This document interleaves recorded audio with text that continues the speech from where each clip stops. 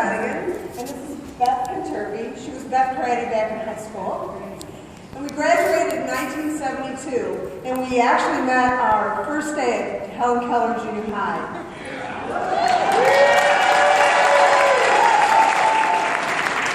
So my dad had died of a heart attack just 2 weeks earlier than that, and 2 weeks after I saw the Beatles at Olympia Stadium. So it was really an emotional and scary time for me as a 12-year-old, but that first day of school was better because I had a new friend. So together, Beth and I survived Keller, Friday night fad dances, and together we survived our freshman and sophomore years here at Dondero. Mostly they were forgettable, except for girls' choir. And then when we were juniors, we tried out for a cappella choir, and both of us made it. And we were assigned to the alto section, and we loved being in the alto section, all you altos.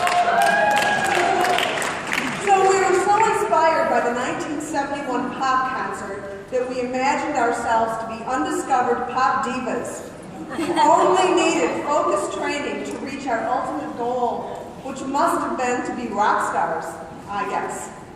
So we enrolled in rock and roll high school that summer at Oakland University. How we knew about no, it wasn't high school, it was summer school. How we knew about it, I have no idea. But those kinds of interesting things happened to us way back then. So our moms thought we were going to music school. They thought it was great, take us away for the summer, kind of like Interlochen, we're closer. We never told them what kind of a school it was, but this was no Interlochen. Our teachers were members of the Detroit Symphony Orchestra. Back then they had a horn rock band called the Symphonic Metamorphosis, sort of like Chicago or the Blood, Sweat, and Tears. So during this 3-week adventure, we were the only girls in this 40-student program, led by professional musicians who were probably in their 20s. And because we were the only girls, we sang all the backup vocals. And what a summer that was. We got into a recording studio. It was glorious.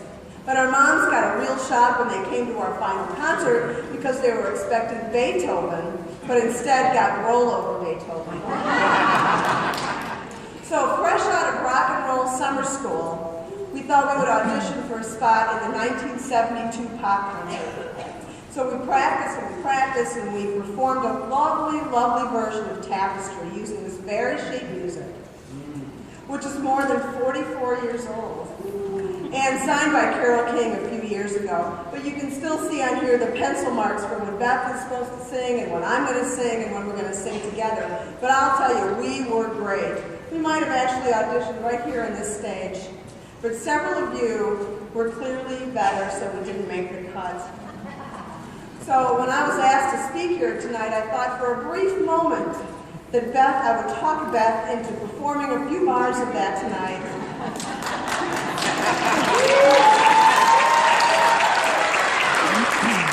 But Beth is a more accomplished architect than a singer, I think, these days, and I can't really even play the piano anymore.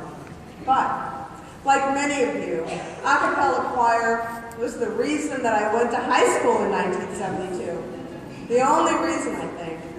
And my friend Terry wants everybody in this room to know that a cappella choir actually saved her daughter's life.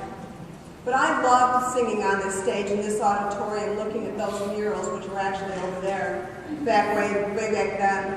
And I've moved 10 times since high school. I moved to Traverse City, Kalamazoo, I lived in Philadelphia, and then I came back.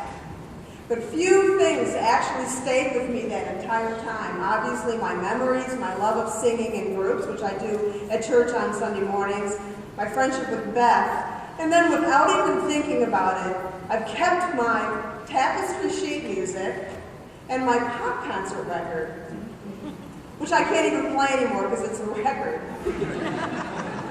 But I was always proud to represent my hometown, Royal in local and state government for more than 13 years, and I was always and always will be a proud product of Dondero a cappella choir. So I want to thank Pete for writing this book, obviously Rick Hartsoe for being Rick Hartsoe. My fellow choir members, our fellow choir members, even the ones that beat us out in 1972, know our hard feelings. And I want to thank Beth for rock and roll in summer school. It'll be a chapter in our book once it gets past the censors.